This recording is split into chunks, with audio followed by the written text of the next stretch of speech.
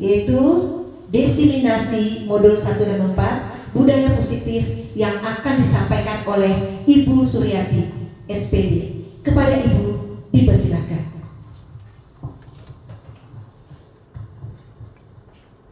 Terima kasih Bu Eli. Bismillahirrahmanirrahim. Bentar ya. Oke. Makan nasi menggunakan sambal belacan. Tidak lupa pakai santan daun katu. Kepada Bapak Ibu guru sekalian, saya ucapkan Assalamualaikum warahmatullahi wabarakatuh.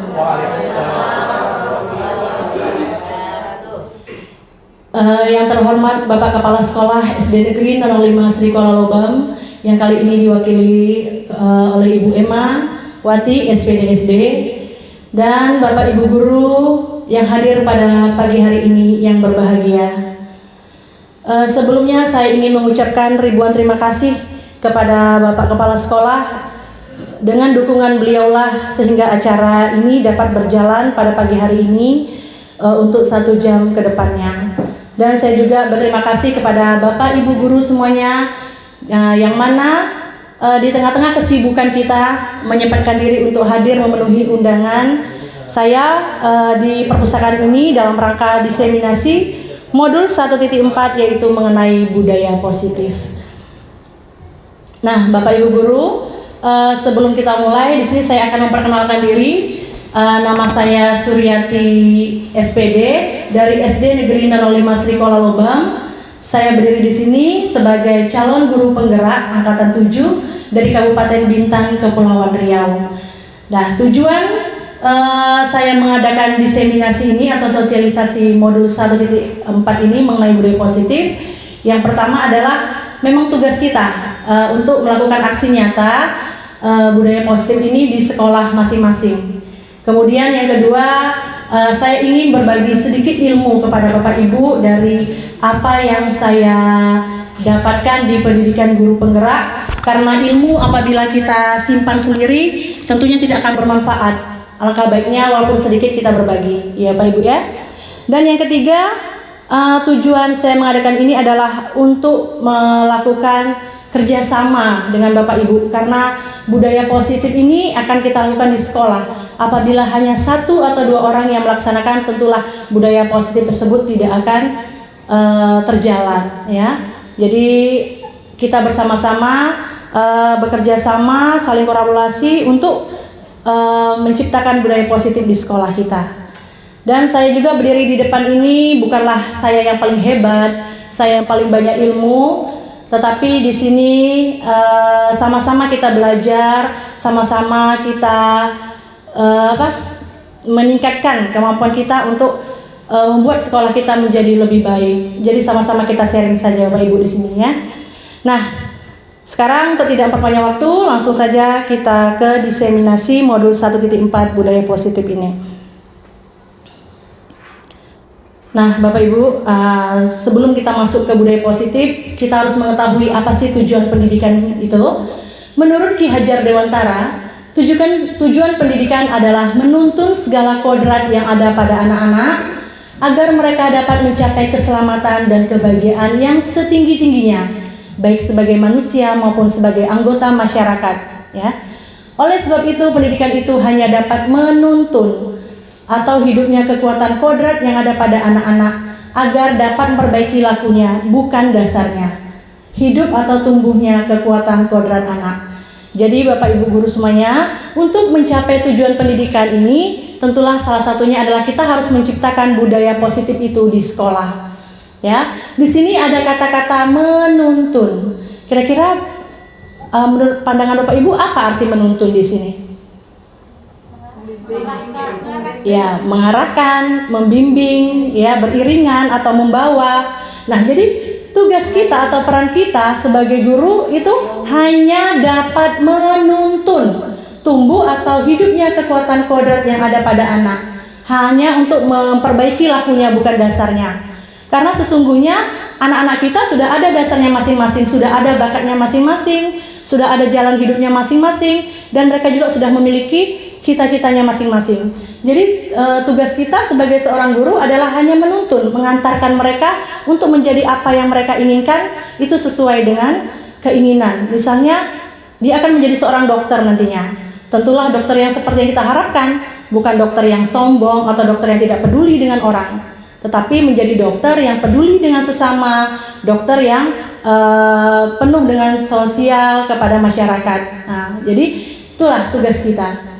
Dan juga Ki Hajar Dewantara mengibaratkan pendidikan itu adalah seperti lahan pertanian, ya, di mana lahan itu adalah sekolah, kemudian padi itu adalah siswanya atau benih itu adalah siswa, dan petani itu adalah kita selaku guru.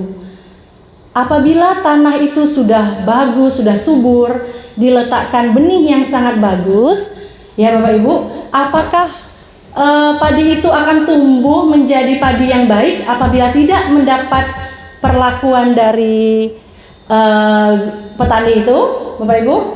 Apakah padi itu akan tumbuh? Ya, mungkin tumbuh, mungkin juga tidak. Walaupun tumbuh tapi tidak subur, tidak sesuai dengan keinginan kita. Nah, Bapak Ibu, di sini itulah tugas kita, menuntun, memberi tuntunan kepada anak-anak kita dengan memberikan pupuk, dengan memberikan menggemburkan tanah supaya padi yang tumbuh itu menjadi padi yang unggul. Ya, seperti dokter tadi, dokter yang baik, yang peduli. Nah, jadi tidak dokter yang sombong dan lain-lain, seperti itu. Nah, itulah pengantar pertama tujuan pendidikan menurut Ki Hajar Dewantara, yaitu salah satunya dengan menciptakan budaya yang positif. Kita masuk kepada budaya yang positif. Nah, budaya positif di sekolah yaitu nilai dan kebiasaan di sekolah yang berpihak pada murid agar mereka dapat berkembang menjadi pribadi yang kritis, penuh hormat, dan bertanggung jawab sesuai dengan profil pelajar Pancasila. Nah,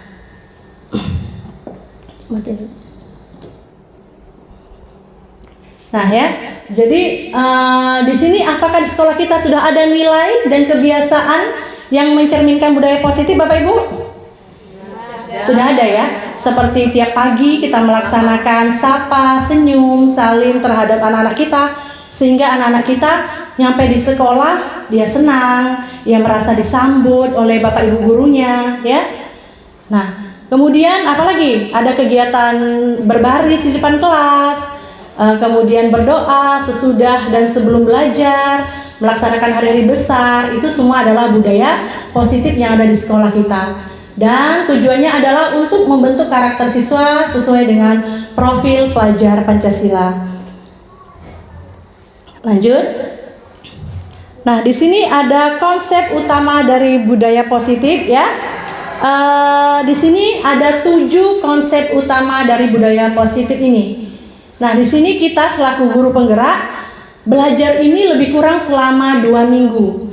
Namun di sini saya menyampaikan kepada Bapak Ibu itu 1 jam ke depan. Jadi sehingga dari 7 poin ini nanti saya akan membacakan atau berbagi poin-poin besarnya saja. Untuk selebihnya nanti kita bisa berkolaborasi bersama-sama untuk menciptakan budaya positif ini.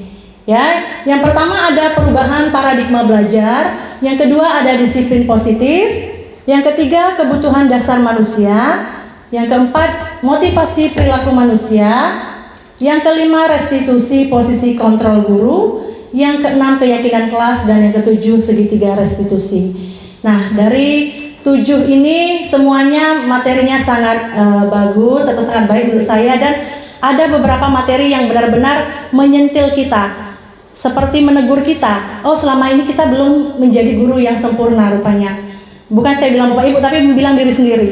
Karena ini juga baru kita dapatkan ilmu ini, jadi baru beberapa juga yang saya terapkan di sekolah, yang saya terapkan di kelas, jadi belum semua. Jadi saya harap dengan adanya ini, setelah ini Bapak Ibu guru menerapkan juga di kelasnya masing-masing, terutama dari kelas barulah kita menciptakan budaya tersebut di sekolahan. Nah, kita lanjut ke yang pertama, yaitu mengenai perubahan paradigma belajar. Ya, di sini dalam membangun budaya positif sekolah, dapat menyediakan lingkungan yang positif, aman dan nyaman agar siswa mampu berpikir, bertindak, dan menciptakan dengan merdeka, mandiri, dan bertanggung jawab. Jadi inilah yang diharapkan, perubahan pembelajaran itu yang diharapkan yang ada di sekolah kita. Sehingga anak-anak itu datang ke sekolah dengan perasaan aman, nyaman, ya. Sehingga ia dapat mencipta dengan merdeka, mandiri, dan bertanggung jawab. Nah, poin yang kedua yaitu disiplin sangat berkaitan dengan kontrol guru terhadap siswa. Di sini kita mengetahui anak kita disiplin itu sebenarnya adalah karena kontrol guru terhadap siswa, bukan karena dari siswa itu sendiri. Nah, Bapak Ibu, di sini ada satu permainan. Permainannya adalah cobalah buka, ya Pak Alpi ya. Mainan Pak Alpi, cobalah buka. Di sini berpasang-pasangan, ya.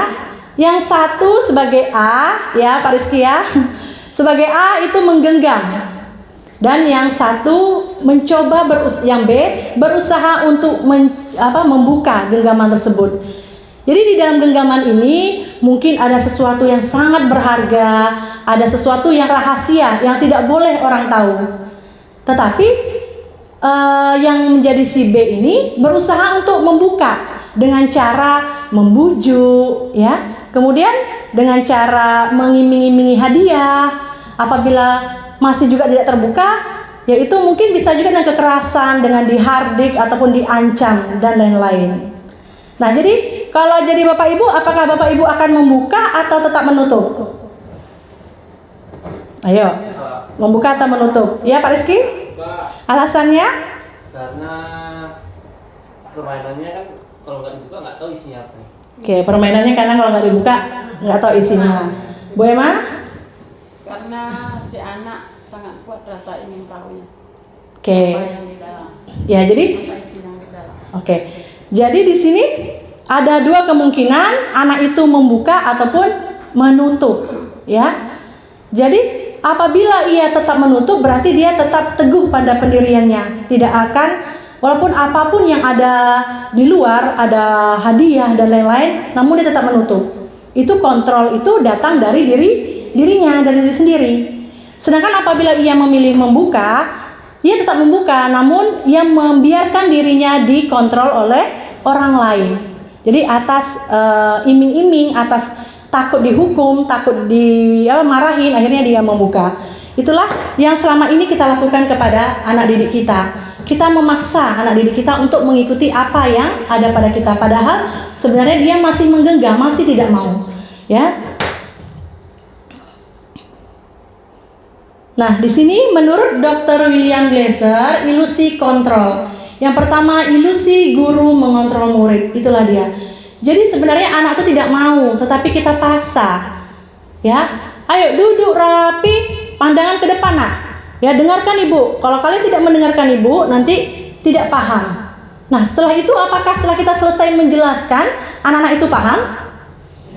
Tidak, belum tentu. Jadi anak yang paham mungkin dia senang dengan apa yang dikontrol oleh gurunya. Sedangkan anak yang diam, hanya melihat, belum tentu dia bisa. Jadi sebenarnya dia tidak mau membuka genggaman itu, tetapi terpaksa mengikuti karena takut. Ya, takut untuk dimarahi oleh guru. Ya, takut mungkin akan mendapat sesuatu hadiah nanti dari guru kalau saya memperhatikan, nah seperti itu. Nah, kemudian yang kedua, ilusi bahwa semua penguatan positif, efektif dan bermanfaat. Nah, di sini kita selalu menguatkan anak-anak dengan, nah nanti belajar sungguh-sungguh ya, nanti kamu pasti jadi pintar. Ya, belajar sungguh-sungguh, nanti kamu bisa mengalahkan si ini, mendapat juara 1. Itu selalu kita lakukan kepada anak-anak. Itu penguatan yang positif. Belum tentu hal yang itu mampu menguatkan karakter anak ataupun bermanfaat bagi anak. Yang ketiga, ilusi bahwa kritik dan membuat orang merasa bersalah dapat menguatkan karakter. Ini seringkali saya juga lakukan kepada anak saya pribadi dan juga kepada anak-anak didik. Ya ampun Nak, orang tua kamu sudah capek-capek di rumah, kerja dan lain-lain, tetapi kamu di sekolah ini main-main. Itu kan membuat anak itu merasa bersalah. Malahan kalau anak itu nangis, kita senang kali udah membuat mereka bersalah. Nah, padahal itu sebenarnya tidak efektif. Ya, mungkin hanya berlaku sebentar saja, namun luka di hati anak itu akan bertahan lama karena dia merasa dirinya sangat buruk telah membuat orang kecewa. Tuh. Kemudian ilusi bahwa orang dewasa memiliki hak untuk memaksa. Di sini seringkali kita jumpai apabila ada anak dua orang yang berantem, sebenarnya ia masih kukuh pada pendiriannya masing-masing. Kita sebagai guru supaya keadaan aman, cepat minta maaf kita bilang.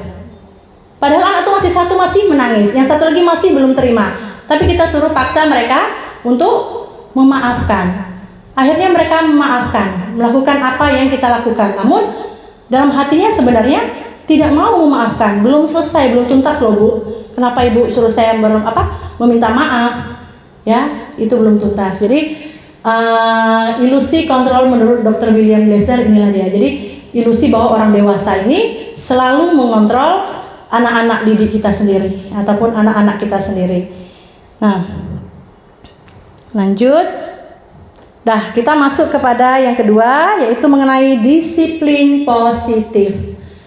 Nah, dengar kata disiplin, kira-kira apa yang tergambar oleh Bapak Ibu? Disiplin. Oke, peraturan. Tegas. Tertib. Nah, kita lihat apa itu arti disiplin sebenarnya. Disiplin itu berasal dari bahasa Latin yang artinya belajar. Namun di sini kita dalam budaya kita makna kata disiplin telah berubah menjadi sesuatu yang dilakukan seseorang pada orang lain untuk mendapatkan kepatuhan. Kecenderungan umum adalah menghubungkan kata disiplin dengan ketidaknyamanan. Benar kan? Apabila ada yang tidak kata-kata disiplin, pasti kita nyaman apa tidak? Misalnya kita masuk ke bank syariah mandiri harus memakai masker. Nyaman nggak kita tuh kadang-kadang? Aduh, tak nyaman. Jadi kalau udah ada kata-kata disiplin itu pasti kita merasa tidak nyaman. Bahkan terkadang disiplin itu dikaitkan dengan suatu hukuman. Orang tua paling senang memasukkan anak-anaknya di sekolah yang penuh dengan disiplin. Ya berharap anak-anaknya itu akan patuh. Namun belum tentu yang seperti itu, ya. Banyak sekali contohnya. Nah, kemudian bukan dengan apa yang kita hargai atau pencapaian suatu tujuan mulia. Nah, inilah arti disiplin sebenarnya, yaitu kemampuan memerintah diri sendiri dalam mengontrol dan menguasai diri untuk memilih tindakan yang mengacu pada nilai-nilai yang kita hargai dengan penuh tanggung jawab tanpa diperintah oleh orang lain. Apa itu nilai-nilai yang kita hargai? Adalah nilai-nilai kebajikan. Contohnya, kita tidak guna kita memakai masker untuk apa Bapak Ibu? Biar aman, untuk kesehatan ya. Untuk kesehatan. Itulah nilai kebajikannya, yaitu untuk kesehatan. Kita mencuci tangan untuk apa? Kesehatan.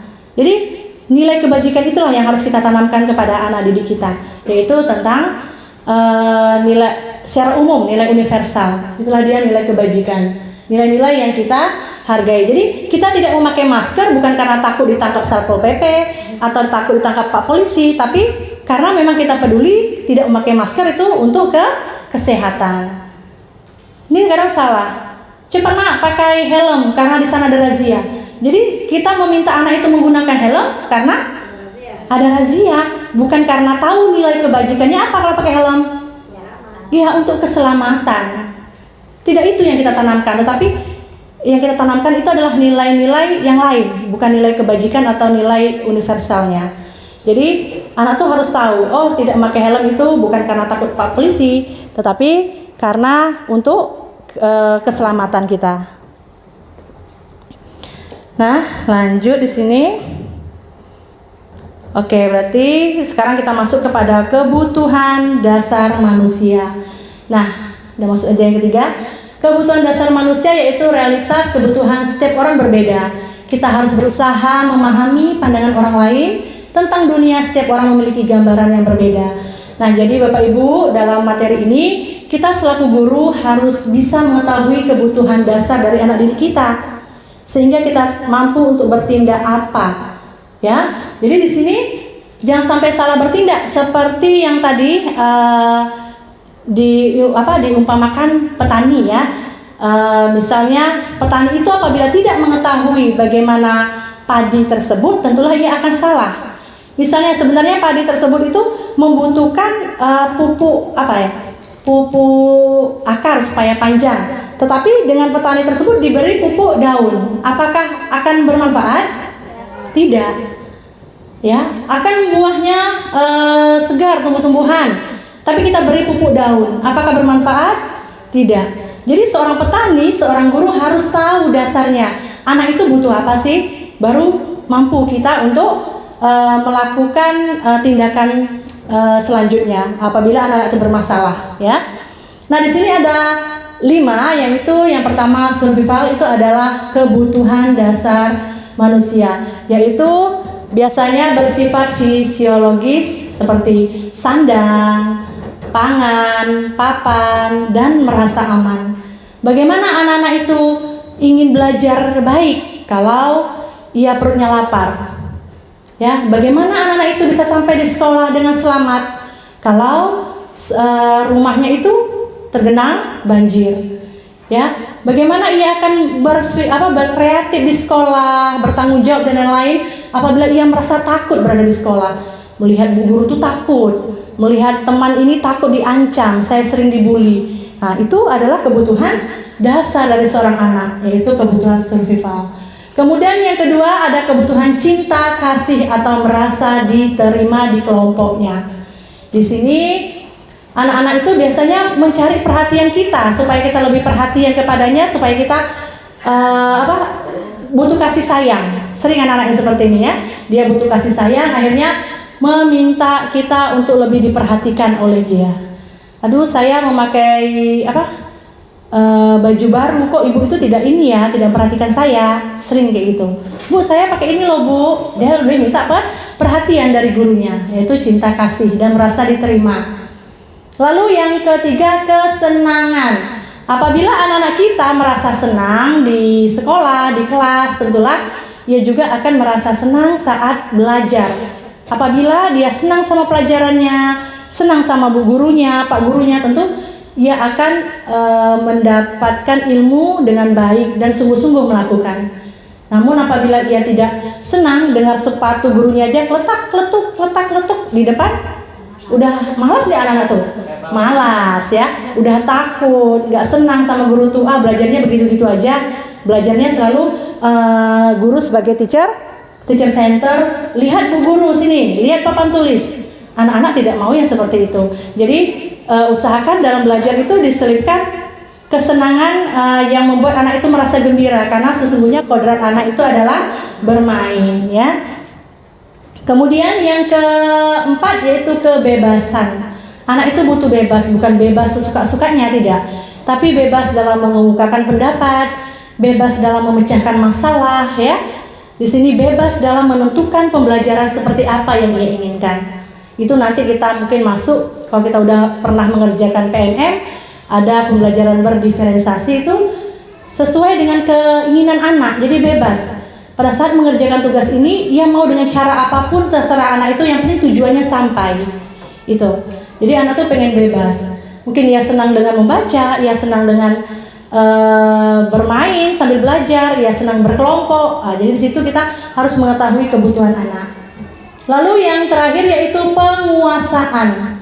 Jadi anak dengan sikap ini dia biasanya ingin menjadi seorang pemimpin, ingin lebih diperhatikan, ingin ia merasa lebih hebat. Itu adalah kebutuhan anak secara penguasaan. Nah, untuk supaya tidak bingung, langsung aja kita memecahkan kasus di sini. Oke.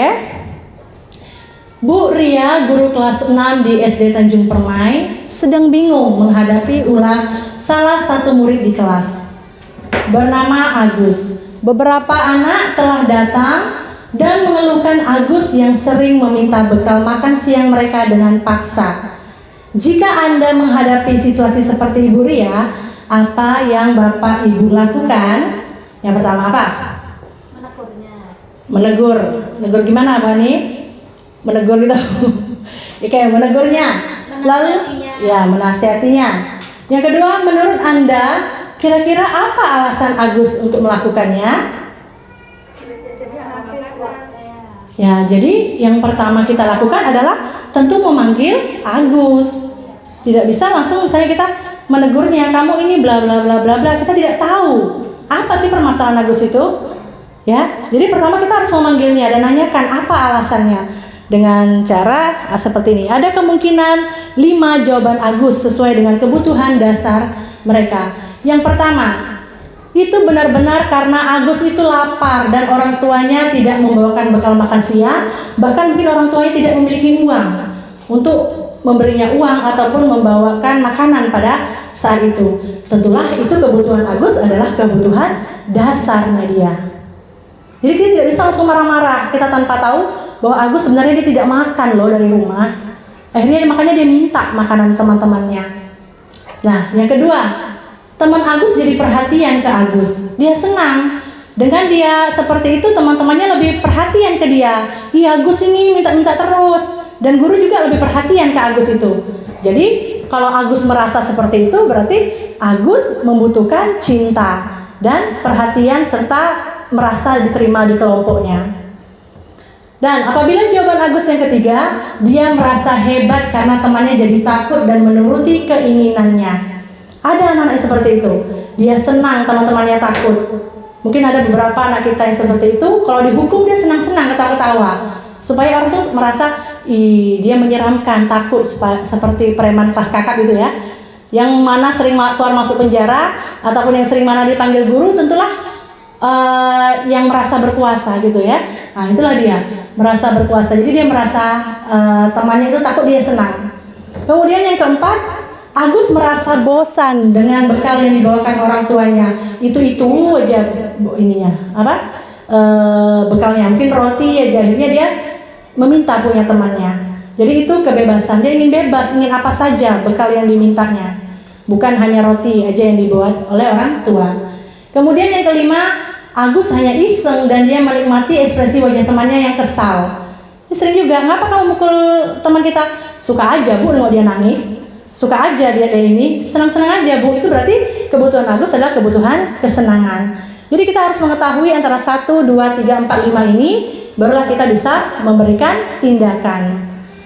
Jadi jangan kita marah-marah, padahal kita tahu anak itu lapar, ya kan? Kalau kita datanya, pastilah tentu kita langsung memberi makan, beri minum karena itu. Jadi kita harus mengetahui kebutuhan dasar 5 anak ini, barulah bisa kita memberi tindakan kepada siswa. Mungkin selama ini tidak ya Pak Ibu ya? Kalau saya tidak, saya persis sama Bu Hani, ada yang seperti itu langsung kita tegur, kita marah-marah, benar nggak? Iya. Jadi mulai sekarang dengan udah adanya kita mendapatkan ilmu sedikit ini, kita sedikit-sedikit kita sama-sama merubah, termasuk saya juga sedikit-sedikit juga akan merubah apa yang buruk dan menjadi lebih baik untuk meningkatkan budaya positif di sekolah kita. Nah, oke. Sekarang udah masuk ke yang 4, yaitu semua perilaku memiliki tujuan. Teori motivasi perilaku manusia. Motivasi itu adalah dukungan atau gerakan apa yang timbul dari diri kita untuk kita melakukan sesuatu. Ya, di sini saya akan memberi contoh guru dulu ya Bu Ima ya, yang sering kita alami. Misalnya Bapak Kepala Sekolah kita meminta kita untuk mengikuti pelatihan bersama Bapak Pengawas itu di luar dari jam sekolah, sekitar jam 2 atau jam 3. Kira-kira Bapak Ibu melakukan atau tidak? Ya, melakukan ya, tetap melakukan. Namun atas motivasi apa? Ya. Nah, di sini yang pertama, untuk menghindari ketidaknyamanan atau hukuman, dan kita berpikir apa yang akan terjadi apabila saya tidak melakukannya? Takut ditegur sama Pak Umam, ya. Takut ditegur oleh Bapak Pengawas. Akhirnya kita melakukan. Itu adalah motivasi eksternal. Tetap melakukan, namun kita takut akan sesuatu. Itu namanya motivasi eksternal, ya. Nah, terus yang kedua, kita tetap melakukan namun untuk mendapatkan imbalan dari orang lain, institusi. Apa yang akan saya dapatkan apabila saya melakukan. Ini sering juga kita melakukan kegiatan pelatihan itu mengikuti ingin mendapatkan pujian dari Bapak Kepala Sekolah. Nah, ini kan bagus ikut pelatihan. Nah, nanti kita berharap nih, nanti kan ada uang transportasinya, ada uang pulsanya dari Bapak Kepala Sekolah. Itu kan kita mengharapkan apa? Imbalan. Nah, apabila kita melakukan itu, motivasi yang keluar yang nomor 2 ini, itu masih juga dengan namanya motivasi eksternal dari luar. Jadi diusahakan kedua ini, 1 dan 2 itu ditiadakan di diri kita, diusahakan ya. Antara iya atau tidak itu hanya Tuhan dan kita yang tahu ya. Ya Pak Rizky ya. Ya kalau Pak Rizky alhamdulillah udah semuanya yang ketiga yang dilaksanakan ya Pak Rizky. Lanjut yang ketiga, kita melakukan atau mengikuti pelatihan tersebut itu untuk menghargai diri sendiri. Saya akan menjadi orang yang seperti apa bila saya melakukannya. Mungkin kita berpikir, dengan kita mengikuti pelatihan itu, kita mendapatkan ilmu baru, mendapatkan pengalaman baru, dan atas dari diri kita sendiri. Itulah disebut dengan motivasi internal. Itulah dia motivasi internal itu, tujuan dari disiplin positif. Ini tadi untuk guru. Kalau untuk siswa, ya sama saja. Siapa yang sering di sekolahnya ini di kelas memberikan hadiah kepada siswa? Ya, Bu Asi, Rina, ya, pujian. Namun sebenarnya itu dilarang atau tidak?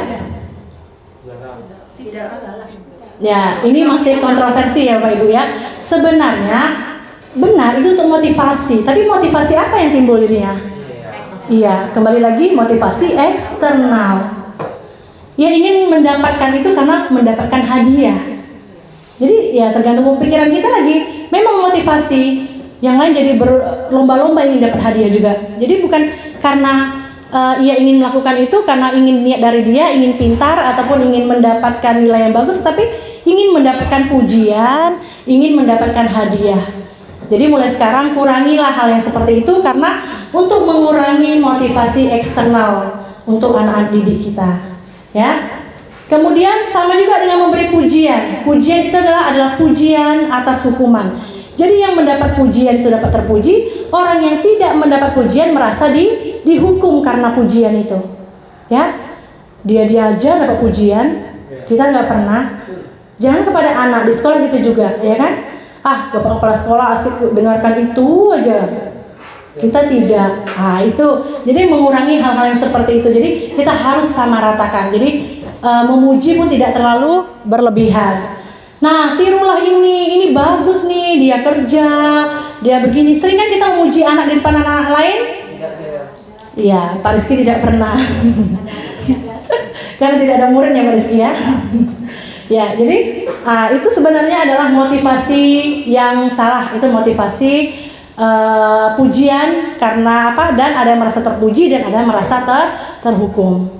Nah, apabila anak kita melakukan kesalahan, lalu kita marahin di depan yang lain dan meminta maaf, suruh meminta maaf teman kita itu, yang meminta maaf itu merasa dihukum, dan yang kita anggap sebagai korban itu merasa tersanjung, tanpa kita mengetahui apa sih masalahnya.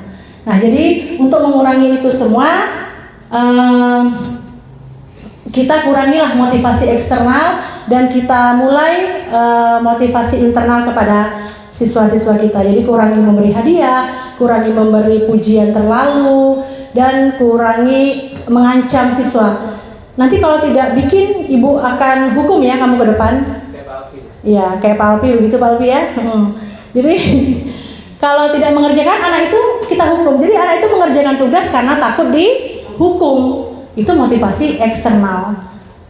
Awas ya kalau tidak bersih kelas ini, nanti yang piket ibu suruh berdiri di tiang bendera.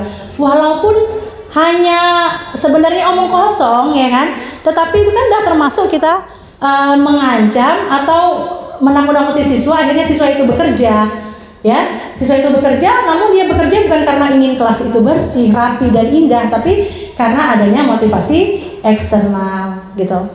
Ya, kita lanjut ya Pak Ibu ya. Lanjut.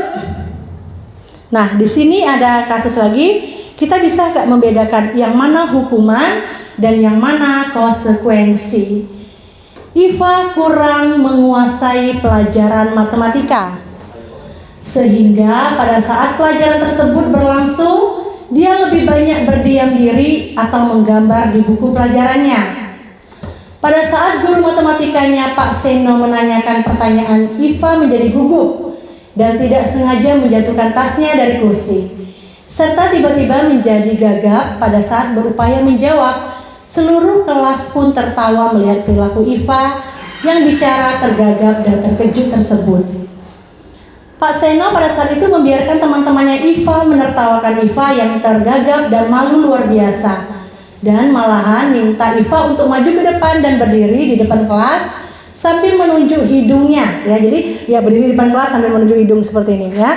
Kemudian karena tidak bisa menjawab pertanyaan Pak Seno, kelas gaduh dan anak-anak pun tertawa melihat Iva di depan kelas memegang ujung hidungnya. Nah, jadi menurut Bapak Ibu, apakah Bapak Ibu setuju dengan tindakan Pak Seno terhadap Iva? Tidak, ya. Mungkin semua guru mengatakan tidak ya.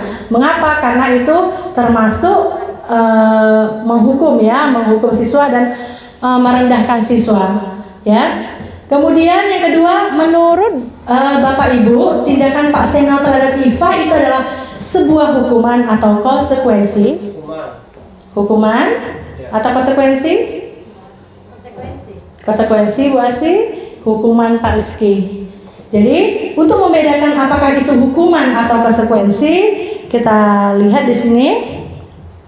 Ya, di sini ada tabel antara hukuman dan konsekuensi. Hukuman itu dianggap identitas gagal dan konsekuensi itu dianggap identitas yang sukses. Jadi sebenarnya antara hukuman dengan konsekuensi itu beda jauh ya Bapak Ibu ya. Apabila hukuman itu terjadi tanpa melihat apa aturan. Kamu tidak bisa, kamu berdiri. Kamu tidak memakai topi, kamu berdiri, hormat tiang bendera. Itu namanya hukuman. Refleks keluar langsung dari Bapak Ibu guru atau dari kita orang dewasa. Sedangkan kalau konsekuensi memang harus terjadi, tetapi sesuai dengan peraturan apa yang ia langgar. Nah, kemudian konsekuensi misalnya lebih kamu tidak terlambat datang ke sekolah, bukan kita suruh berdiri di luar. Kalau kita suruh dia berdiri di luar itu namanya apa? Hukuman.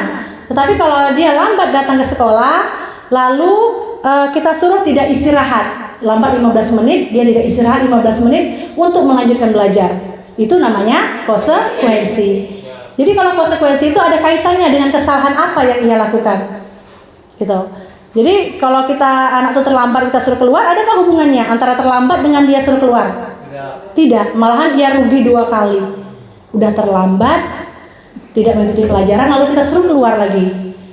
Padahal untung dia pergi sekolah ya Pak Ibu ya. Dan sampai sekolah malah kita suruh keluar. Tidak, kita suruh dia masuk. Lalu sebagai konsekuensinya adalah ia tidak boleh istirahat untuk melanjutkan pelajaran. Nah, jadi itu namanya konsekuensi. Jadi sudah bisa bedakan ya antara konsekuensi dengan hukuman. Walaupun anak itu merasa tidak senang juga atas konsekuensinya, namun ia tidak begitu merasa berkepanjangan. Tetapi kalau hukuman mungkin sampai sekarang kita masih ingat guru yang menghukum kita. Yang kemarin itu kita disuruh merefleksi ya, mengingat kembali siapa guru yang paling kita tidak suka. Itu ada. Mungkin setiap Bapak Ibu itu ada ya, mungkin pernah digampar secara tidak langsung ya. Belum tahu apa masalahnya udah main gampar aja. Udah tahu tidak apa masalahnya sudah suruh membersihkan WC. Ya, itu paling kita ingat. Ya. Nah, jadi kalau konsekuensi memang harus terjadi, memang ada konsekuensinya, namun apa konsekuensinya itu memang ada kaitannya dengan pelanggaran apa yang kita lakukan. Jadi kira-kira udah sedikit terbuka tentang konsekuensi dengan hukuman Bapak Ibu? Oke, kalau sudah kita tes ya. Oke, mari berlatih. Lari mengelilingi lapangan basket 2 kali karena terlambat hadir di sekolah. Konsekuensi apa hukuman? Oke, pintar. Yang kedua, membersihkan coretannya yang dibuat di meja tulisnya. Konsekuensi. Oke. Yang ketiga, murid diminta push up 15 kali karena tidak menggunakan masker ke sekolah. Hukuman. Yang keempat, menggantikan kertas tugas temannya yang ia coret. Konsekuensi. Oke. Berjemur di lapangan basket pukul 12 siang karena mengobrol dengan teman. Oke. Murid diminta bertelanjang kaki sepanjang hari karena tidak menggunakan sepatu warna hitam sesuai peraturan sekolah. Oke, hukuman konsekuensi ya di sini. Kemudian berdiri di depan depan kelas sambil mengangkat kaki satu karena tidak bisa menjawab pertanyaan. Hukuman ya. Kita lihat apakah jawaban kita itu benar atau salah. Oke, jadi benar ya Pak Ibu ya. Jadi kalau tadi di sini ya yang agak rancu, jadi murid diminta bertelanjang kaki sepanjang hari karena tidak menggunakan sepatu warna hitam sesuai peraturan sekolah. Jadi itu hukuman ya. Jadi bukan bukan konsekuensi karena tidak berwarna lain warna sepatu dengan tidak memakai sepatu itu berbeda. Jadi tidak bisa ya Pak Ibu ya membedakan antara hukuman dan konsekuensi. Jadi kalau bila perlu kita selaku guru melakukan konsekuensi kepada siswa, bukan melakukan hukuman. Melakukan hukuman itu adalah pilihan terakhir kita. Bila perlu tidak sama sekali kita lakukan. Namun sampai sekarang saya juga mungkin masih melakukan hukuman itu. Sama nggak Pak Ibu? Sama ya, karena tidak sengaja. Benar, hukuman itu langsung kecemplos saja lewat. Ya, berdiri sana, tak bisa, duduk sana. Nah, gitu aja tak bisa menjawab, gitu ya. Itu termasuk hukuman. Kita dengan mengucapkan seperti itu ke anak-anak di depan anak-anak itu termasuk hukuman, ya. Oke, lanjut. Oke, kita masuk kepada restitusi posisi kontrol guru. Di sini ada 5. Nah, di sini adalah materi yang saya suka ya, Bapak Ibu ya. Mengapa saya suka? Karena banyak sekali menegur kita selaku guru. Yang pertama, penghukum. Yang kedua, membuat merasa bersalah. Ketiga, teman, pemantau atau manajer. Jadi kita belajar ini supaya kita tahu selama ini kita di posisi mana. Apakah posisi penghukum, membuat rasa bersalah, teman, pemantau atau manajer. Ya. Di sini kita lihat posisi penghukum dan membuat rasa bersalah itu adalah identitas gagal. Ya, dianggap identitas gagal. Jadi kalau penghukum itu biasanya menggunakan suara yang keras dan menunjuk-nunjuk, kamu ini ya, selalu kamu yang tidak bisa. Ayo berdiri di depan kelas. Ayo menghadap tiang bendera. Ayo jalan jongkok. Itu adalah penghukum, ya. Biasanya guru berkata, kalau kamu tidak melakukannya, awas ya, rasakan. Nah, pernah nggak kira-kira gitu? Saya pernah, Bapak Ibu ya. Pernah saya melakukan gitu. Awas ya kalau kamu tidak melakukan ini. Nah, jadi mulai sekarang kita sedikit mengubah. Kemudian hasilnya siswa memberontak dan menyalahkan orang lain, bahkan dia berbohong. Ya. Nah, di sini murid itu akan meletakkan guru itu di luar dunia berkualitas. Jadi ia akan pasti menganggap guru tersebut adalah guru yang buruk. Ya. Nah, kemudian dampak pada murid itu mungkin ia akan mengulangi kesalahannya lagi dan terus mengulangi. Dan membuat merasa bersalah. Di sini guru itu biasanya dengan menggunakan bahasa yang lemah lembut seperti yang saya awal tadi. Kamu ini nak, masa seperti itu? Ibu udah terus menerus ngajar kamu, tapi kamu tidak bisa. Lalu anak itu sedih.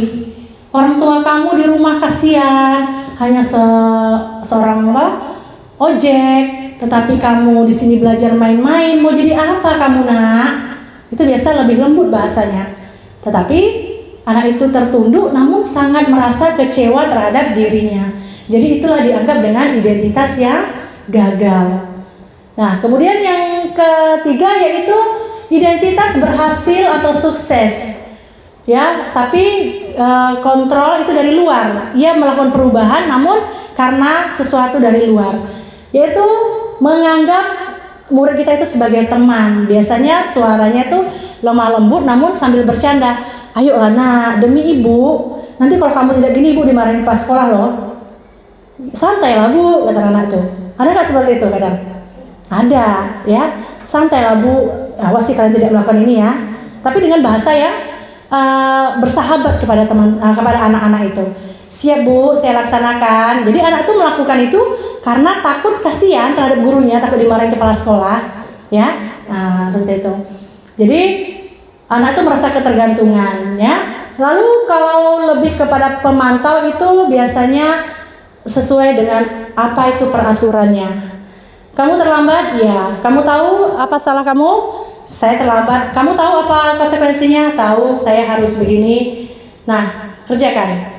Lebih kepada suara yang datar, sesuai dengan apa peraturan. Itu adalah posisi pemantau. Ya, biasanya kalau kamu ini bagus berdasar dari apa? Dari bintangnya lebih banyak.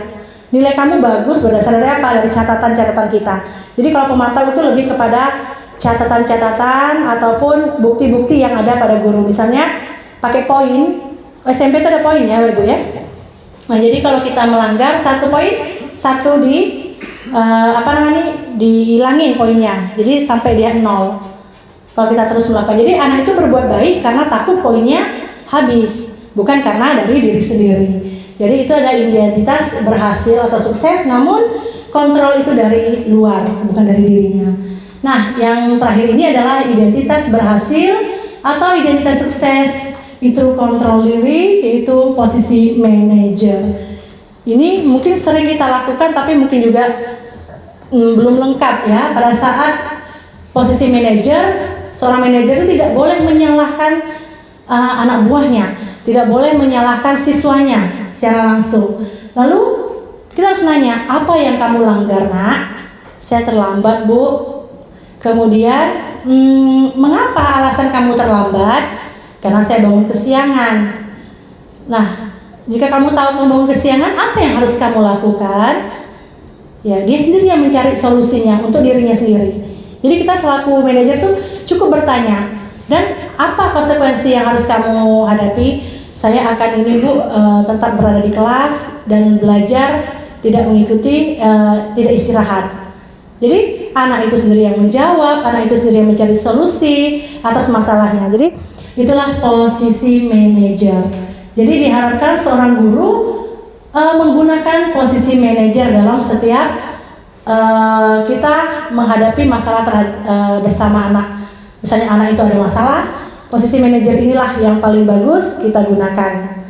Kalau yang lain mungkin sesekali, bahkan kalau penghukum dan membuat rasa bersalah itu bila perlu dihilangkan, ataupun adalah alternatif terakhir apabila memang sudah tidak bisa diatasi lagi, sudah dilakukan manajer pun tetap juga masih melakukan, terus masih melakukan. Jadi mungkin jadi ke penghukum gitu ya. Nah, sampai sini bagaimana Pak Ibu? Ada yang mau ditanyakan ataupun masih bingung atau bagaimana? Nah, supaya tidak lebih bingung, kita langsung ke kasus saja ya. Jadi biar tahu. Oke, di sini kata-katanya saya kecewa sekali dengan kamu itu membuat merasa orang bersalah ya. Tadi kecewa, orang tua kamu udah begini, itu adalah membuat orang bersalah. Lalu kamu tidak pernah benar melakukannya. Itu adalah kata-kata seorang penghukum. Ayolah, lakukan demi ibu bapak. Itu adalah kata-kata seorang teman. Apakah kamu mau mendapatkan stiker bintang hari ini? Itu adalah pemantau. Lalu bagaimana kamu bisa menyelesaikan masalah ini? Itu adalah pertanyaan seorang manajer. Dan yang terakhir, kamu selalu yang paling terakhir, yang paling tidak bisa. Itu adalah penghukum. Oke. Di sini ada kasus lagi. Kalau saya memang lebih senang memecahkan kasus. Jadi dengan memecahkan kasus ini kita lebih paham, ya. Pada hari Senin Pak Alfi tidak masuk ke sekolah. Pak Alfi merupakan guru matematika. Saat itu Ibu Rina menggantikan Pak Alfi. Bu Rina baru 1 tahun menjadi guru SMP. Beberapa murid perempuan, Vivi dan Natali, mengetahui hal ini dan mulai menggunakan kesempatan untuk bersikap seenaknya, tertawa dan tidak mengindahkan kehadiran Ibu Rina. Ibu Rina mencoba menyapa Vivi dan Natali dengan ramah sambil mengingatkan untuk tetap fokus pada tugasnya. Ayolah, tugasnya dikerjakan. Nanti ibu ditegur Bapak Kepala Sekolah kalau kalian tidak mengerjakan tugas. Tolong bantu ibu ya. Namun Vivi dan Natali malah jadi tertawa. Ah, ibu santai aja bu. Mereka tetap tidak mengerjakan tugas dan malah tetap mengobrol. Dari kasus ini kira-kira dari kelima tadi termasuk yang mana ini? Iya. Ini menganggap teman. Berarti udah ini ya, udah lebih paham ya kalau dengan adanya kasus gini. Oke, kasus yang kedua. Anto dan Dino sedang bermain bersama di lapangan basket dan tiba-tiba terlibat dalam sebuah pertengkaran adu mulut. Dino pun menjadi emosi dan mengadakan kontak fisik dengan menarik kemeja Anto dengan kasar sampai 3 kancingnya terlepas. Pada saat itu guru piket langsung melerai mereka dan membawa mereka ke ruang kepala sekolah.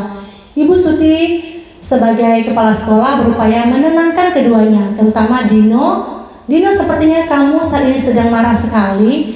Mendengar itu, Dino pun mengalir bercerita tentang kekesalan hatinya.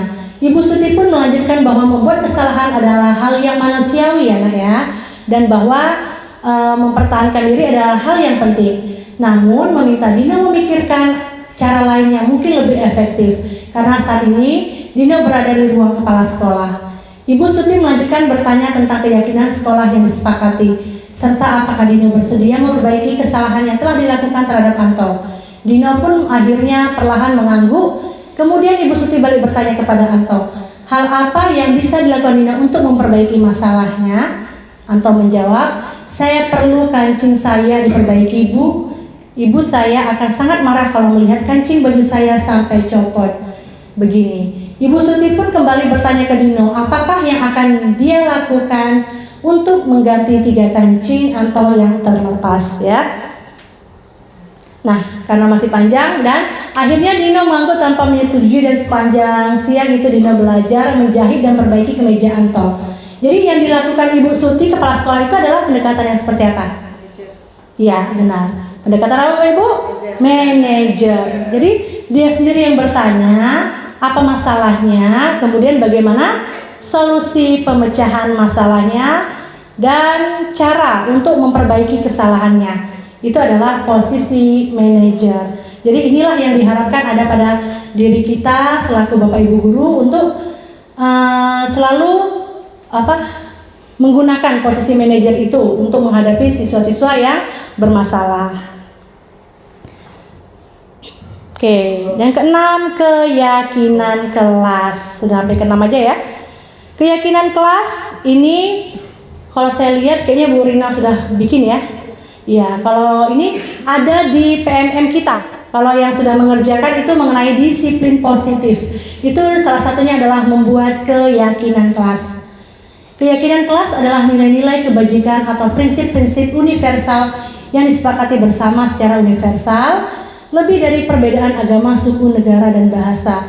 Itu menurut Gosen tahun 1998. Suatu kegiatan akan lebih memotivasi seorang diri dalam intrinsik. Seseorang akan lebih bersemangat untuk menjalankan keyakinannya daripada hanya sekedar mengikuti peraturan. Jadi, apa bedanya keyakinan kelas dengan peraturan kelas? Bisa membedakan Pak Ibu keyakinan kelas dengan peraturan kelas? Nah, jadi kalau peraturan kelas itu biasanya lebih bersifat dilarang membuang sampah, dilarang tidak memakai masker, dilarang datang terlambat, dilarang mengerjakan PR di sekolah. Itu adalah kesepakatan kelas ataupun peraturan. Namun keyakinan itu nilai apa yang ia yakini. Jadi tidak terlalu panjang, tidak terlalu banyak, jadi lebih mudah, jadi lebih bersifat umum. Kayak tadi, mencuci tangan, kita harus mencuci tangan, kita harus memakai masker, kita harus piket, kita harus mandi sebelum ini, mungkin masuk kelas memakai hand sanitizer. Itu gunanya untuk apa Bapak Ibu? Kesehatan. Jadi nilai itulah yang harus anak didik ini, yaitu tentang kesehatan. Jadi kalau kita menuliskan peraturannya panjang sekali yang akan kita tulis. Tapi kalau kita bilang siswa menjaga kesehatannya selama di sekolah, udah termasuk semua itu, termasuk piket, termasuk memakai masker, termasuk cuci tangan dan lain-lain. Itu. Jadi keyakinan itu adalah nilai yang ia yakini atau nilai universal, lebih umum daripada kesepakatan atau peraturan. Ya. Nah di sini dari peraturan kelas yang tadi dilarang, jadilah keyakinan kelas. Jadi dari peraturan ke keyakinan itu lebih umum. Dari keyakinan kelas terciptalah budaya atau lingkungan positif di kelas kita. Setelah di kelas kita baru lebih berkembang menciptakan budaya positif di sekolah. Oleh karena itu kita tumbuhkan pertama itu yaitu di kelas kita. Jadi diharapkan setelah ini Bapak Ibu guru semua sama-sama kita membuat keyakinan kelas di kelas kita. Apabila kurang jelas ataupun masih banyak yang mau ditanyakan, sama-sama kita berembuk ya bagaimana cara membuatnya, bagaimana cara merumuskan dari peraturan kelas menjadi keyakinan kelas. Dan ini juga bisa difoto-foto ya, lalu dimasukin ke mana? Ke PMM ya Bu ya. Dimasukin ke PMM, jadilah kita sertifikat. Karena kita telah melakukan aksi nyata, yaitu dalam bentuk disiplin positif, budaya positif membuat keyakinan kelas. Ya Bima ya. Kelas 1 mungkin dengan lebih bahasa yang lebih ringan ya, menyayangi teman dan menghormati guru. Jadi kan tidak boleh berbicara kotor, tidak boleh memukul teman, itu kan termasuk kepada menyayangi teman ya. Nah, oke, di sini peraturan dan keyakinan kelas. Kalau peraturan itu selalu kembalikan buku ke tempatnya. Lalu nilai apa yang kita yakini, yaitu nilai tanggung jawab. Dilarang mengganggu orang lain. Keyakinannya adalah menghormati orang lain dan diri sendiri. Jadi di sini peraturan atau kesepakatan kelas, dan di sini adalah keyakinan kelas. Jadi kalau keyakinan kelas itu sifatnya lebih umum, ya.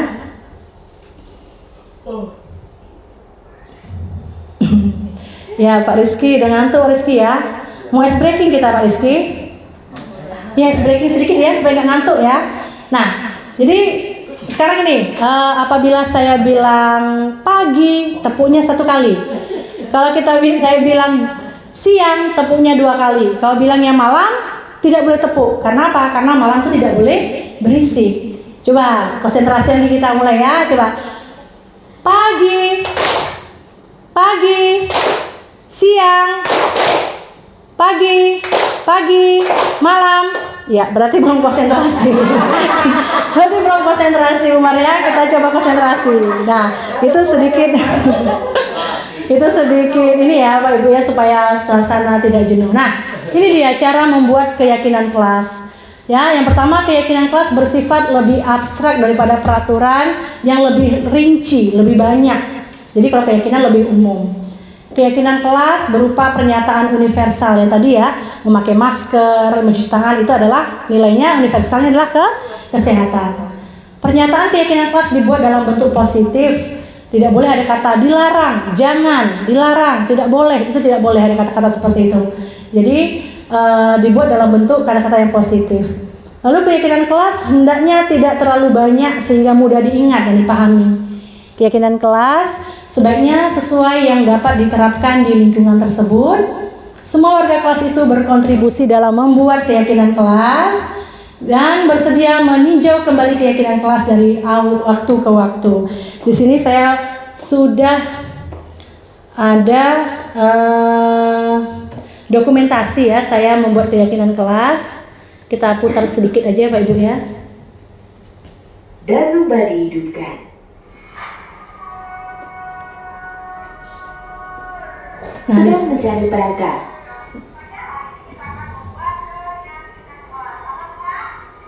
Nah ini saya sosialisasi keyakinan kelas kepada anak-anak didik supaya dia tahu apa itu keyakinan kelas ya.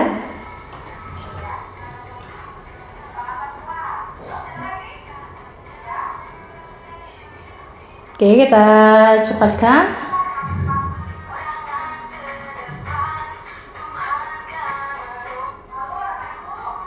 Nah setelah anak itu mengetahui apa itu keyakinan kelas, kita memberikan kertas kepada anak-anak didik kita untuk membuat kesepakatan kelas. Yang tadi masih bahasanya masih dilarang, tidak boleh buang sampah dan lain-lain.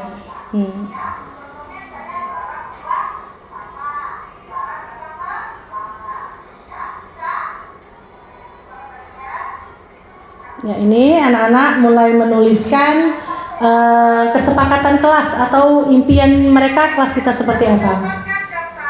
Menuliskan kesepakatan kelas. Ya, impian kita kelas kita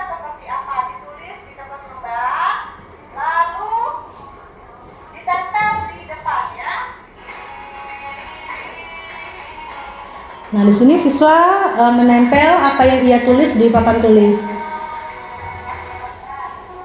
Nah, di sini tugas saya bersama anak-anak untuk memisahkan ya. Memisahkan yang mana termasuk kesehatan, yang mana termasuk menghormati orang lain, yang mana termasuk menghargai waktu, itu kita pisahkan ya. Oke, kita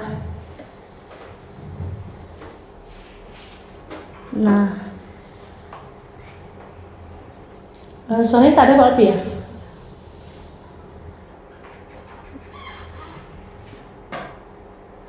Oke Pak Ibu, di sini setelah dapat ada 5 nilai kebajikan, ada kebersihan, ada kesehatan, ada menghargai teman, ada menghargai waktu, dan supaya kita lebih aktif di kelas. Lalu bersama-sama dengan peserta didik kita membuat kata-kata yang bagus. Kata-kata yang bagusnya seperti apa? Yang seharusnya ada pada keyakinan kelas kita, ya. Nah ini, dapatlah kelima keyakinan kelas kita. Yang pertama, saling peduli, menghargai dan membantu satu sama lain. Yang kedua, tepat waktu dan aktif di kelas. Yang ketiga, bekerja menjaga kebersihan kelas. Keempat, menghormati dan menghargai diri sendiri dan orang lain. Dan kelima, menjaga dan meletakkan barang sesuai tempatnya. Itulah keyakinan kelas 6B, ya. Lalu di sini kita meminta anak-anak didik kita untuk membuat keyakinan kelas yang tadi, lalu ditempel-tempel nanti di dinding supaya mereka mengingat dengan sering membaca keyakinan kelas itu. Nah, itu dia, jadi keyakinan kelas untuk 6B. Nah, jadi habis ini diharapkan Bapak Ibu melakukan atau membuat keyakinan kelas di kelas masing-masing. Itulah tadi tahap-tahapannya. Bisa Bapak Ibu ya? Bisa Bu Emma? Insya Allah ya. Jadi karena kalau ingin menciptakan budaya positif sendiri itu tidak bisa. Tentu saya tuh perlu kerjasama Bapak Ibu guru semuanya untuk menciptakan budaya positif di sekolah ya. Dan terakhir yaitu segitiga restitusi. Ini ada kaitannya dengan manajerial tadi. Ini dia, proses menciptakan kondisi bagi murid untuk memperbaiki kesalahan mereka sehingga mereka bisa kembali pada kelompok mereka dengan karakter yang lebih kuat melalui restitusi guru ya. Jadi guru dapat yang pertama membantu murid menjadi lebih memiliki tujuan, disiplin positif serta memulihkan dirinya setelah berbuat salah, lalu membantu murid untuk jujur pada diri sendiri dan mengevaluasi dampak dari kesalahannya yang dilakukan. Lalu memberikan penawaran bukan paksaan. Jadi di sini siswa sendiri yang menemukan permasalahannya. Ini dia tahap segitiga restitusi. Ya, ada validasi tindakan yang salah, menstabilkan identitas, validasi tindakan yang salah dan menanyakan keyakinan. Ini juga bisa dimasukkan ke PNM. Sama tadi untuk disiplin positif. Kalau Bu Rina tentang keyakinan kelas, kalau saya tentang restitusi ini. Ya. Lanjut. Oke, tahap segitiga restitusi tadi ada 3 ya. Yang pertama, menstabilkan identitas. Jadi kita bertanya kepada siswa, nah berbuat salah itu tidak apa-apa, manusiawi. Kita juga pernah berbuat salah. Nah, jadi itu adalah pertanyaan untuk menstabilkan identitas supaya anak itu tidak merasa sangat bersalah. Tidak ada manusia yang sempurna, nak. Nah, itu pertanyaannya untuk menstabilkan identitas. Ibu juga pernah melakukan kesalahan seperti itu. Kemudian kita bisa menyelesaikan masalah ini. Nah, di sini Ibu manggil kamu tidak tertarik mencari siapa yang salah, siapa yang benar. Namun kita sama-sama untuk mencari solusi. Kamu berhak merasa begitu. Jadi ini adalah pertanyaan-pertanyaan untuk menstabilkan identitas. Oke, lanjut yang kedua, validasi tindakan yang salah. Nah, kita harus tahu alasan anak itu apa. Kamu pasti punya alasan mengapa melakukan hal itu. Lalu kamu patut bangga pada dirimu sendiri karena kamu telah melindungi sesuatu yang penting buat kamu. Itu pertanyaan untuk validasi tindakan yang salah. Kemudian yang ketiga, itu menanyakan keyakinan. Nah, keyakinan kelas tadi. Jadi anak tuh lebih ingat apa yang kita percaya sebagai keyakinan kelas atau keluarga. Apa nilai-nilai umum yang kita telah sepakati? Apa bayangan kita tentang kelas yang ideal? Kamu mau jadi orang yang seperti apa? Itu adalah menanyakan keyakinan. Nah, ini dia penerapan segitiga restitusi yang saya lakukan di kelas ya. Tak ada suaranya Pak Alpi ya?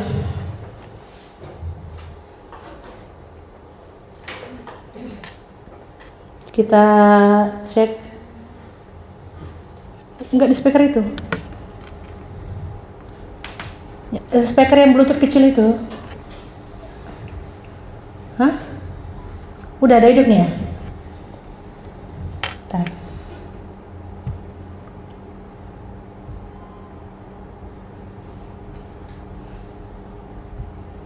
Bentar Pak Ibu ya, supaya dengar suaranya.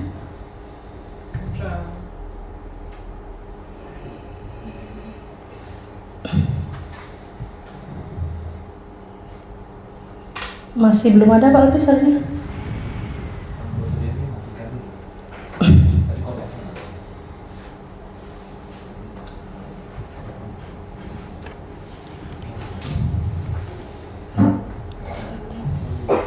Pakai bluetooth yang kecil aja Pak Alpi. Das kembali hidupkan.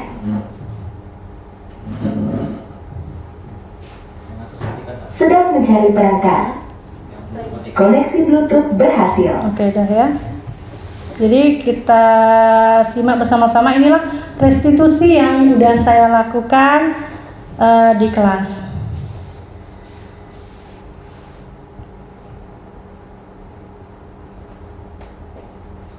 Masih belum ada suaranya.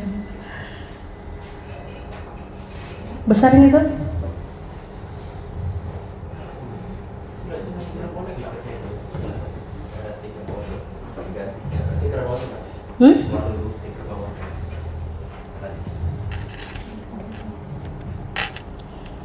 Oke, ini ya.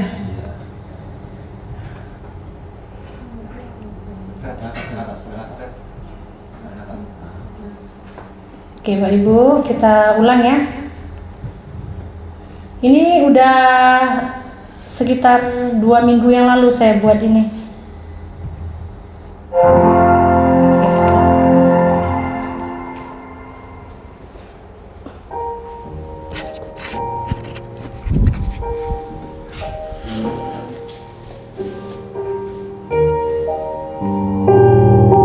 Ini fasilitator dengan pengajar praktik saya selama CBB angkatan 7.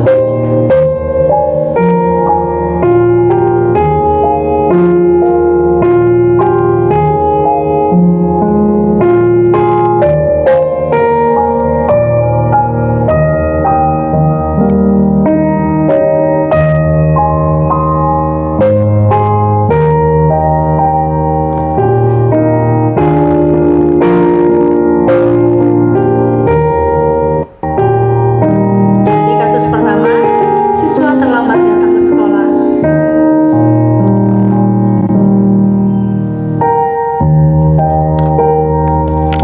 Pada hari Rabu pagi, jam pertama di kelas 6B pada pelajaran matematika, seorang peserta didik Grace terlambat datang ke sekolah. Grace terlambat datang ke sekolah dan terlambat belajar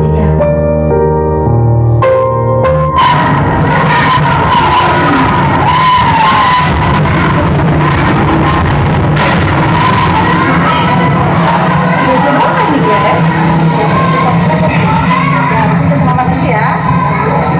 Kita tidak boleh mengumpul siswa itu langsung di depan teman-temannya dimarahinya. Lalu kita panggil siswa tersebut.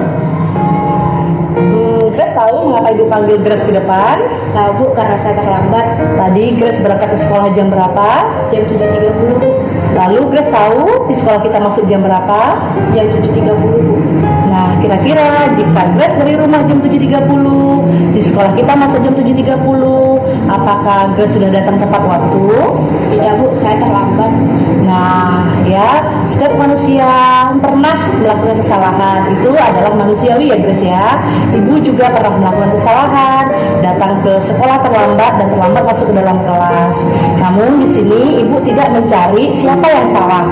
Namun di sini kita sama-sama memecahkan solusi supaya Grace datang tidak terlambat lagi ya Grace ya. Iya Bu. Nah kira-kira pasti Grace punya alasan mengapa Grace datang terlambat. Saya bangun kesiangan Bu.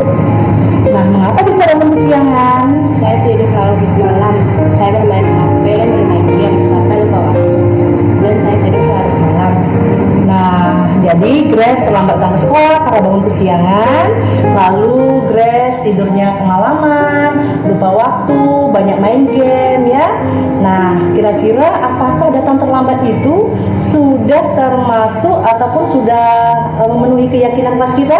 Tidak Bu, saya melanggar keyakinan kelas. Nah, Grace masih ingat apa saja keyakinan kelas kita? Masih Bu, datang tepat waktu, tidak membuang sampah sembarangan, menjaga kebersihan dan tidak berbohongan. Nah, baik. Jika Grace masih ingat keyakinan kelas kita, lalu langkah-langkah apa yang akan Grace lakukan supaya Grace tidak terlambat datang ke sekolah? Tidur lebih awal dan mengurangi bermain HP dan memasang alarm jika fungsi minta tolong kakak untuk membangunkan. Nah, kapan itu Grace akan laksanakan? Mulai malam ini Bu. Oke, bagus. Grace sudah berusaha untuk menjadi lebih baik. Ibu doakan semoga Grace menjadi anak yang selalu mematuhi peraturan sekolah dan selalu menjadi dan mentaati peraturan sekolah ya Grace ya. Oke, baik. Terima kasih Grace. Dia ada 2 kasus, tapi 1 kasus saja Pak Ibu ya. Oke. Nah, itulah dia kegiatan restitusi yang sudah saya lakukan bersama peserta didik ya. Jadi di situ kita hanya tugas kita selaku manajer hanya menanyakan dan membuat identitas siswa itu tidak terlalu bersalah. Jadi bukan hanya dia loh yang pernah melakukan itu, saya juga pernah, si A juga pernah, si B juga pernah. Jadi siswa itu tidak terlalu merasa bersalah. Kemudian yang kedua, kita menanyakan alasannya mengapa ya melakukan kesalahan itu. Dan akhirnya dia bercerita. Lalu solusinya apa? Dia sendiri yang mencari solusi. Oh, saya nanti malam tidak main HP lagi Bu, belajar tidur lebih awal, lalu masang alarm. Jadi bukan kita, jadi dari anak itu sendiri yang mencari solusinya. Nah, jadi itulah yang dinamakan dengan restitusi. Oke Pak Ibu. Oke, ternyata sudah habis. Terima kasih Bapak Ibu. Itulah dari ke-7 poin budaya positif yang ada materinya yang semoga kita terapkan di kelas kita masing-masing dan akan membuat budaya positif di sekolah kita. Lanjut ke sesi itu Bu Eli. Kita buka sesi pertanyaan ya, 2 pertanyaan aja cukup Bapak Ibu ya. Oke. Ya, demikian tadi ya Bapak Ibu ya, penjelasannya begitu bagus ya. Kalau ilmunya kita dapat ya, kalau kita pahami, kita betul-betul kita lakukan, sebenarnya itu bagus sekali buat diri kita sendiri dengan anak didik kita gitu. Mudah-mudahan apa yang disampaikan Bu Lia tadi bermanfaat bagi kita semua dan akan kita lakukan dan praktekkan di kelas kita masing-masing. Semoga ya. Kita lanjut pada sesi berikutnya yaitu sesi tanya jawab. Adakah dari antara ibu yang mau bertanya? Dipersilakan. Atau bapak-bapak? Dipersilakan. Sesi pertama dulu. Siapa? Ini ada Bu Rina. Silakan Bu Rina, tolong Bu Ria menjawab ya. Terima kasih Bu Meli. Terima kasih juga buat Bu Suryati untuk penjelasan materinya. Buat saya pribadi ini sangat-sangat luar biasa dan saya dan teman-teman juga belajar dari apa yang Ibu terangkan, apa yang Ibu jelaskan. Yang ingin saya tanyakan, saya tertarik sekali dengan restitusi tadi Bu, materi yang Ibu sampaikan. Pertanyaan saya, jika kita posisinya di SMP atau SMA, apakah restitusi ini dapat kita lakukan di guru BK atau di wali kelasnya? Ya, terima kasih Ibu. Langsung dijawab atau satu lagi? Satu lagi ya, satu lagi. Atau dicatat tadi? Kita tolong ya Bu ya, diingat lagi. Oke, yang kedua, pertanyaannya yang kedua siapa Ibu? Bu Wiwi. Bu Wiwi silakan Bu.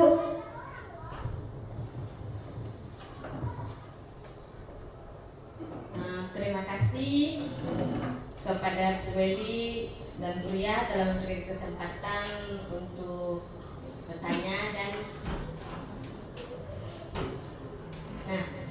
di sini saya minta tolong jelaskan lagi tentang perbedaan pemaksa dengan restitusi. Pemantau dengan restitusi. Ya, karena belum paham dengan itu perbedaannya. Terima kasih.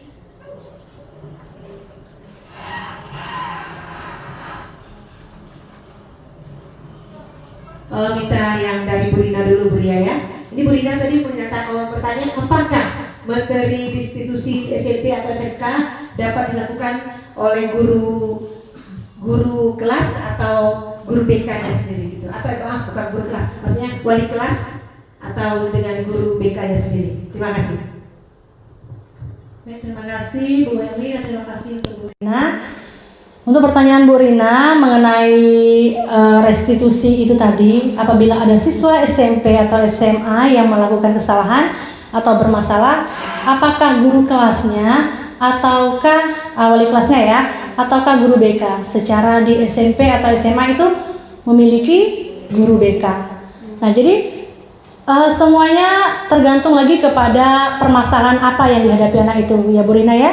Apabila permasalahannya di dalam kelas seperti ia datang terlambat, ia tidak mengerjakan PR, kemudian ia mencontek di kelas, itu ranahnya itu masih ranah siapa? Ranah wali kelas atau guru yang masuk pada saat itu. Misalnya kan mata pelajaran ya di SMP dan SMA. Namun apabila kejadiannya sama hal yang tadi siswa sampai kancing bajunya lepas, ia berkelahi di luar kelas, ya mungkin berkelahi di luar kelas bersama kelas lain bahkan ya, itu bisa langsung kita serahkan kepada guru BK, bahkan langsung kepada kepala sekolah. Jadi seperti itu Bu Rina ya, tergantung situasinya. Kalau situasinya di dalam kelas masih bisa guru kelas yang menghandle ya guru kelas. Tetapi kalau kejadiannya di luar kelas dan mungkin antar kelas lain, perkelahian antar kelas lain, itu mungkin langsung bisa ke BK gitu. Bagaimana Bu Rina? Ya, terima kasih. Oh iya, iya. Udah jelas Bu Rina? Alhamdulillah jelas ya. Jadi nggak ada keraguan lagi dari Bu Rina, udah mantap ya Bu Rina. Tadi Bu Wiwi ulang kembali apa pertanyaannya Bu Wiwi? Perbedaan apa tadi? Perbedaan pemantau dengan institusi. Mohon kejelasannya dari Bu Ria ya. Silakan. Terima kasih. Terima kasih Bu Eli dan terima kasih Bu Wiwi atas pertanyaannya, yaitu mengenai meminta sedikit penjelasan lagi ya, lebih detail tentang apa itu pemantau dan apa itu restitusi ataupun perbedaannya. Nah, kalau pemantau itu lebih kepada peraturan-peraturan apa yang ia langgar dan langsung siswa tersebut menyebutkan apa konsekuensinya dan langsung dikerjakan tanpa menyelesaikan masalahnya apa dan apa solusinya. Contohnya seperti ini. Saya terlambat Bu, ya kamu terlambat, kamu melanggar apa? Melanggar keyakinan kelas. Lalu kamu harus apa? Saya harus tidak istirahat seperti tadi ya, tidak istirahat karena saya terlambat dan saya akan belajar sesuai dengan jam saya terlambat 15 menit ya, saya akan melakukan 15 menit. Nah itu dia pemantau. Sedangkan kalau restitusi, pada saat siswa itu terlambat kita panggil ke dalam ruangan lain, kita tanyakan alasannya. Mengapa kamu terlambat? Kemudian apakah kamu melanggar keyakinan kelas? Dan solusinya apa supaya kamu tidak terlambat? Nah itu, jadi mencari solusinya. Walaupun ujung-ujungnya dia tetap melakukan konsekuensinya tadi, tetap tidak istirahat. Tapi kita cari tahu alasannya apa ia tidak datang terlambat dan alasannya apa. Kemudian bagaimana cara ia memperbaiki kesalahan. Sedangkan kalau pemantau tadi tidak memperbaiki kesalahan, tetapi memang benar-benar sesuai dengan aturan. Kalau terlambat tidak boleh istirahat dan terus belajar. Tapi kalau ini tetap akan menjalankan konsekuensi, tidak belajar, tidak istirahat. Namun ditanya dulu alasannya apa, kemudian bagaimana solusinya supaya kamu tidak terlambat lagi. Jadi ditanya cara pemecahan masalah. Jadi begitu. Bagaimana Ibu lain? Ada yang mau bertanya lagi atau tidak? Saya rasa ya Bu El ya. Bapak Ibu masih ada yang mau bertanya? Udah pas? Cukup? Oke. Kayaknya sudah Bu Lia ya. 2 pertanyaan dari Bu Rina dan Bu Wiwi tadi, alhamdulillah sudah mewakili teman-teman semua yang untuk bertanya. Kayaknya semuanya pada paham semua nih. Semoga kedepannya apa yang Bu Lia sampaikan bermanfaat bagi kita semua ya. Kedepannya untuk menghadapi di kelas kita masing-masing. Semoga terima kasih Bu Lia. Ya demikian tadi ya yang telah disampaikan oleh Bu Suryati. Akhir kata saya ucapkan wabillahi taufiq wal hidayah. Wassalamualaikum warahmatullahi wabarakatuh.